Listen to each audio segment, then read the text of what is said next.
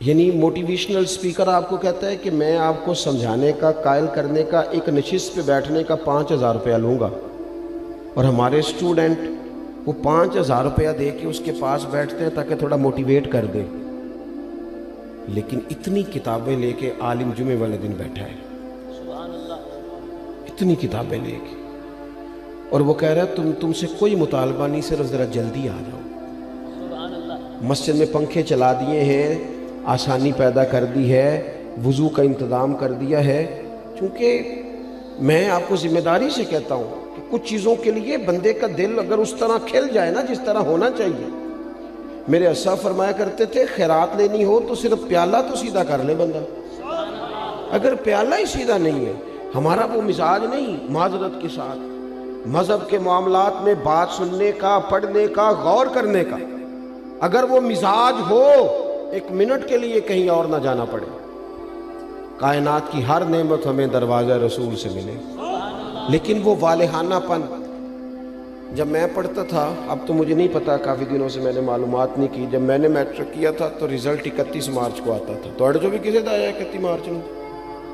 ہاں نہ نہیں کرتے تسی، 31 مارچ کو میٹرک کا رزلٹ آتا تھا، تو جنہوں نے پیپر دیے ہوتے تھے وہ 1 مارچ سے نماز بھی شروع کر لیتے تھے، اور ان کے ابا جی بھی شروع کر لیتے تھے، کیونکہ پیپر دیے ہوتے تھے نا۔ تو والد کو جس دن پتہ چلتا تھا نا کہ تیرا بیٹا میٹرک کر گیا ہے، تو جس رشتہ دار کو اس نے کبھی فون نہیں نہ کرنا ہوتا تھا، وہ خوش اتنا ہوتا تھا، ابا اتنا خوش ہوتا تھا کہ وہ فون کر کے کہتا پاجی مبارک ہوئے تہاڈا بھتیجا 10 پاس کر گیا ہے۔ یہ خوشی تھی، خوشی سنبھالی، بعض اوقات جب صحیح معنوں میں خوشی ہو تو پھر وہ سنبھالی، صدقے جاواں واری جاواں یہ اماں ہی کہتی ہے، اور سجدہ بھی اسی کو ہی ہے، لیکن کبھی پتر کا قد باپ کے برابر ہو جائے تو بات ابے سے بھی سنبھالی کوئی نہیں جاتی۔ وہ کہتا ہے اب مجھے خیر ہے میرا بیٹا، وہ الگ بات ہے، اب بیٹا شادی کے 6 ماہ بعد کہ میں نے علیحدہ ہونا ہے، وہ معاملہ الگ ہے، لیکن باپ بڑا راضی ہوتا ہے کہ قد برابر ہو گیا، پڑھ گیا، قابل ہو گیا۔ صحیح کہہ رہا ہوں، یہ والہانہ پن ہوتا ہے، والہانہ پن رشتوں میں ہوتا ہے، رشتوں کی حساسیت بتاتا ہے، نہ سمجھ آئے تو پھر حضرت انس بن مالک رضی اللہ تعالیٰ عنہ فرماتے ہیں مجھے وہ دن نہیں بھولتا جس دن اللہ کے رسول مکے سے ہجرت کر کے مدینہ طیبہ آئے تھے۔ کوئی حضور کی اونٹنی کے آگے، کوئی پیچھے، کوئی دائیں، کوئی بائیں، کوئی یا محمدہ یا رسول اللہ کا نعرہ لگاتا تھا۔ بنو نجار بڑا قبیلہ تھا، بڑا، وہ قبیلوں میں اعزاز رکھتا تھا، ان کی بچیاں دف لے کے بیٹھ گئیں، خوشی سنبھالی نہیں جا رہی، وہ ننھی بچیاں جو بیٹھ کر وہاں دف بجاتی تھیں، رسول پاک کی جانب اشارے کر کے گاتی تھیں اور کہتی تھی ہمیں معمولی نہ سمجھنا، ہم ہیں بچیاں نجار کے عالی گھرانے کی، ہمیں خوشی ہے آمنہ کے لال کے تشریف لانے کی۔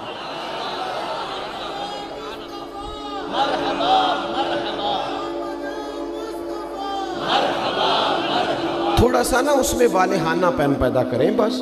والہانہ پن، کسی ایک چیز کو بھی میلاد میں رسم نہ بنائیں۔ ساڑی مسیح تے محفل نہ ہوئی تے بندے کی آکھن گے، یہ بات چھوڑ دیں، بندے نے آکھن لی محفل کرانی، یہ تو رب رسول کی رضا والا کام ہے، اور اس میں سے رسومات اور قیود بھی نکال دیں۔ اتنی مہنگی محفل کر دیا ہے، غریب آدمی ہاتھ ہی نہیں ڈال سکتا محفل کو، اتنی مہنگی، اتنے موٹے خرچے آنے والوں کے۔ جو یہاں آپ کے علاقے میں نعت پڑھتا ہے وہ بھی نبی پاک کی پڑھتا ہے۔ تھوڑا سا نا چیزوں، میں نے اس دفعہ پچھلے سال دوستوں سے کہا تھا کہ جڑا تسی شاپنا چ لنگر دیندے ہو نا، انہوں بھی پیر صاحب تے مولوی صاحب تے خطیب صاحب لنگر شریف ہی آندے نے، انشاءاللہ کھا لیں گے بھی، سب کا لنگر ایک جیسا پکایا کرو، بہت سارے غریب گھروں میں سارا سال نہیں گوشت پکتا، اگر زیادہ بوٹیاں ڈال کے میلاد شریف پہ بٹھا کے طریقے سے کھلاؤ گے نا کھانا، تو ہو سکتا ہے ماڑے بندے کے بچے اپنے باپ سے پوچھیں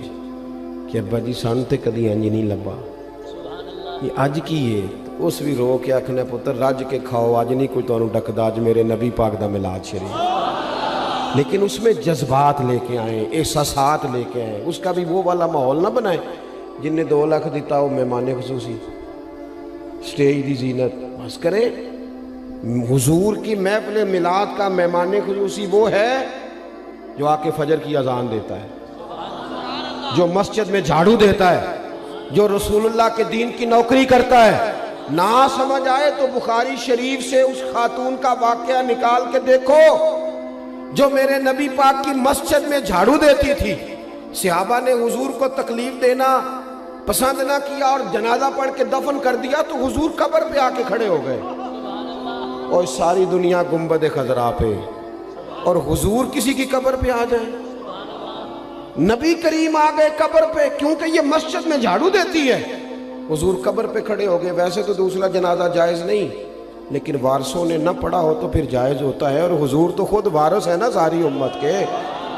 تو نبی پاک نے قبر پہ کھڑے ہو کے فرمایا بناؤ صفے، میں دوبارہ جنازہ پڑھاؤں گا۔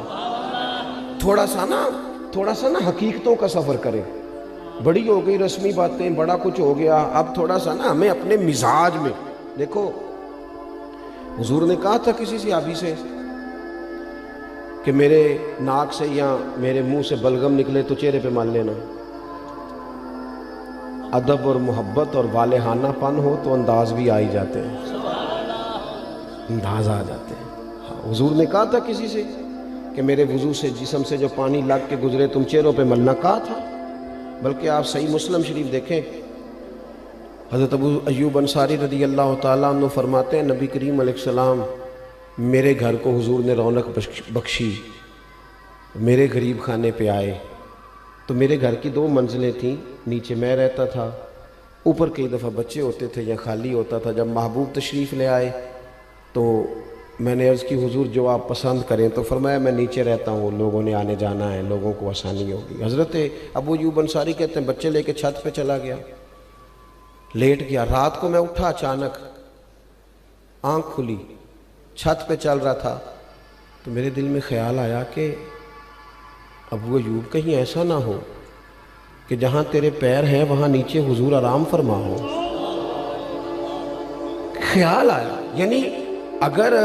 حضور اس کو بطور ادب ان کے سامنے بیان کرتے تو محبوب فرماتے ادب یہ ہے کہ میں اوپر رہتا ہوں تو نیچے رہے، لیکن نبی پاک صلی اللہ تعالیٰ علیہ وآلہ وسلم نے ایک اور انداز، صحابہ نے ایک اور انداز ہمیں حضور کی غلامی کا سکھایا کہ یہ حضور نے کہا نہیں۔ حضرت ابو ایوب کہتے ہیں مجھے وہ خیال آیا تو میں ایک کونے میں ساری رات کھڑا رہا، اور وہاں میں نے ساری رات بیٹھ کے گزار دی۔ صبح آ کے عرض کی یا رسول اللہ میرے بس کی بات نہیں ہے چھت پہ رہنا،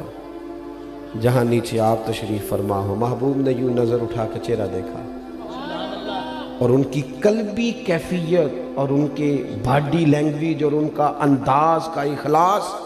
فرمایا ٹھیک ہے تو بچے لے کے نیچے آ جا اور میں اوپر چلا جاتا ہوں۔ یہ صحابہ نے نا ہمیں حضور کے ساتھ والہانہ پن، ایک تو محبت کا والہانہ پن، ادب کا والہانہ پن، اور تیسری بات، اور اسی کے قریب جا کے میں نے بات سمیٹ دینی ہے، وہ نبی پاک کا حکم ماننے میں والہانہ پن رکھتے تھے۔ آج کل کسی دوست سے کہے نا نماز پڑھو، وہ کہنا ہے تسی دعا کرو میرے لیے، میں نماز پڑھا کراں، تو میں کہنا بینک تنخواہ آ جائے کدی نہیں کسی دعا کرائی کہ دعا کر دیو میرا تنخواہ لین جان نو دل نہیں کرتا پیا، کرائی کبھی یہ ہنسنے کی باتیں نہیں ہے، اللہ معاف کرے۔ مسجد میں کیوں ہنسنا ہے جی ہم نے؟ او بھائی کبھی دعا کرائی ہے کہ فلانے بندے سے پیسے لینے ہیں، وہ کہہ رہا ہے کہ پیسے لے جا کہ میرا جانے کو دل نہیں کر، کرائی ہے دعا کبھی؟ بولو نا، دل کرتا جانے کو، مسجد آنے کو کیوں نہیں کرتا؟ عجیب بات ہے نا کہ میری جس سویرے آنکھ نہیں کھلتی، میں دیکھتا ہوں نا جس کی صبح 4 بجے باہر کی فلائٹ ہو اس کی آنکھ کھلتی ہے کہ نہیں کھلتی؟ کس طرح کا مذاق ہم کرتے ہیں اپنے آپ کے ساتھ، اور ہر آدمی کا حکم مقدم ہے میرے تیرے لیے، اور جو نبی پاک نے حکم دیا ہے میں کسی غیر سے جا کے کہوں کہ چہرے پہ داڑھی رکھ، نبی پاک کی سنت ہے نا، تو حضور کے غلام سے کہنا ہے نا، اور حضور کا غلام کہہ رہا ہے میں ابھی نیک نہیں، میں کیسے رکھ لوں؟ یہ کس حدیث میں لکھا ہے کہ جو پورا نیک ہو وہ داڑھی رکھے گا؟ حلال حرام کے مسئلوں میں جو امت آج تک احتیاط نہ کرے، ہم پاک رسول کے ماننے والے ہیں۔ نبی پاک نے اپنے مقدس قدموں کی برکت سے اس امت کو پاکیزگی عطا فرمائی ہے، کیسے لقمہ حرام ہمارے منہ میں جا سکتا ہے؟ کس طرح بھلا؟ طبیعت کیسے گوارا کرتی؟ مجھے بتاؤ نا، آپ سے سوال پوچھتا ہوں، آپ کی توجہ ہے میری بات پر؟ گوشت پکا ہوا ہو نا بڑا بہترین بکرے کا، اور مسالہ بھی مرضی کا ہو، بندہ 2-3 لقمے کھا لے اور مزہ بڑا آیا، تو پھر ایک بندے نے کہہ دیا کہ یہ نا صدقے کا ہے، آپ کے منہ میں اس کا ذائقہ بدل جاتا ہے۔ صحیح کہہ رہا ہوں؟ جس طرح آپ کے منہ میں، اور اگر کسی نے کہہ دیا یہ تو مردار ہے، ذبح ہی نہیں کیا گیا تھا، تو ہو سکتا ہے الٹی بھی آ جائے، کہہ کر دے کہ یار یہ ٹھیک نہیں۔ تو میرے بھائی، جس طرح اس پر کہہ آتی ہے نا ایک لقمے پر کہ یہ حرام ہے، اس طرح تیرے پاس جب 50 لاکھ حرام کا ہے، اس پر بھی کہہ آنی چاہیے، اس پر بھی تجھے الٹی آئے، تجھے گھن آئے۔ حضور نے اس طرح تزکیہ کیا، یتلو علیکم آیاتنا ویزکیکم، اس طرح تزکیہ کیا تھا کہ ان کے قریب کوئی شے ناجائز آ سکتی نہیں، سوال ہی پیدا نہیں ہوتا تھا، ذہن سازی ہو گئی تھی۔ آج، اور پھر آپ کو ایک بات اور عرض کروں، نبی کریم صلی اللہ تعالی علیہ وسلم نے چاند کے 2 ٹکڑے کیے، ڈوبا ہوا سورج موڑا، پتھروں درختوں نے حضور کا کلمہ پڑھا، لیکن یہ ساری شانیں حضور کی بعد میں معروف ہوئی ہیں۔ نبی پاک کی جو بات سب سے پہلے لوگوں کے پاس آئی تھی وہ تو صادق اور امین ہونا ہے۔ ہاں، میٹھا کھانا بھی سنت ہے، لیکن سچ بولنا سب سے بڑی سنت ہے۔ مسواک کرنا بھی سنت ہے، لیکن دل صاف رکھنا سب سے بڑی سنت ہے۔ تو یہ کیا بات ہوئی، چند ظاہری چیزوں پر تو عمل ہو جائے اور اسی کو پورا دین سمجھ لیا جائے، لیکن جو نبی پاک علیہ الصلوۃ والسلام نے معرفت کا نور اور روشنی دی ہے اس پر توجہ نہیں، اور بات ماننے میں بہانے، ہیلے بہانے۔ میں نے دیکھا ہے سیانے بیانے بندے اور مسجد کے حجرے میں میٹنگ ہو رہی ہے، اور انہوں نے کئی مولویوں کی پگڑیاں بھی کھول دی ہیں کہ فلانا کوئی کام نہیں کرتا، فلانا پیر غلط ہے، ان کو ساری تبصرے آتے ہیں۔